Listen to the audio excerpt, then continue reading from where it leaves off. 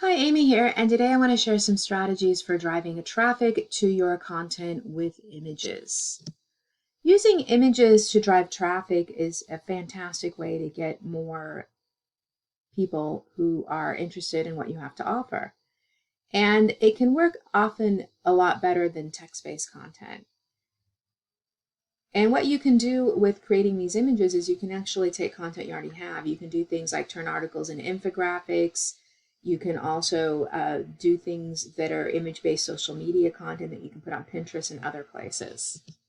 So of course what you want to do is you want to pick something that is popular that you can use to mine to create more image-based content. Perhaps an old blog post that you wrote or a former product or something that you've required. So you can make a post of like if you have a blog, for example, the top 10 popular posts. If you're doing a book, what has been more popular, that type of thing. And of course, if you don't have anything yourself, you might want to do some research and use something like BuzzSumo or see what's popular.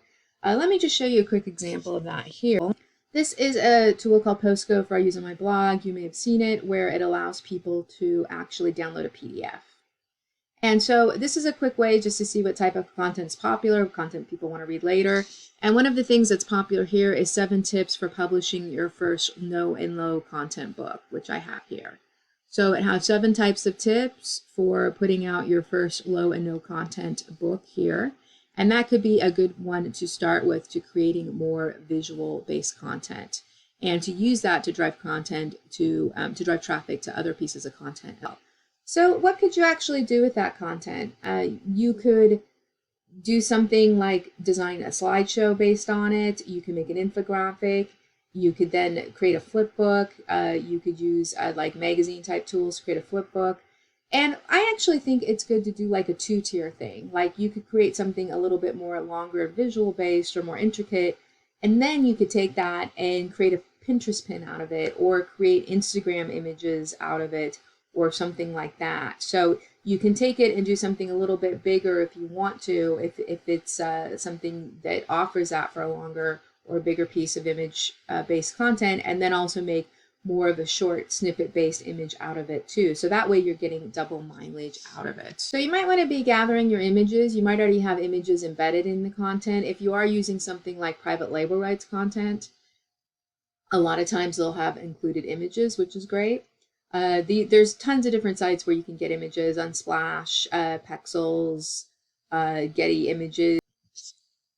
And then you want to actually then create your image-based content. And there's a lot of different things you can do. Again, you're going to want to figure out what you want to do first.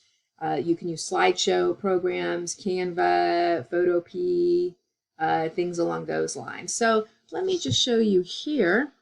So if I wanted to take that 7 tips for publishing your first low content book and create an infographic with it, that I think could be really powerful, because then I could take that infographic and make a pin out of it on Pinterest and get even more traffic.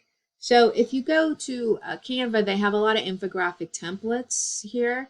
And this is one I chose, 5 reasons to give to charity, because what you can actually do is you could just go on here, switch out the text. There are 7, so you could make 2 more boxes, or you could just pare it down to 5 tips, and then just go through here and switch it out. So this would be a good one, I think, because it's numbered, but you could go through, you can see here that they have a lot of different types of infographics that you can use. And what's good, I think, about using infographics as templates that aren't really related to what you're doing is you'll then have it where it's not looking so similar to maybe somebody else's infographic, because it's a completely different topic with what you're actually doing. If you'd like to get into taking more of your content and getting more traffic, more visitors, and ultimately more sales out of it, then you want to check out Automagic Content, where I give you and share a lot of tools you can use that get you better content and more reach with less work, and ultimately helps you grow your business.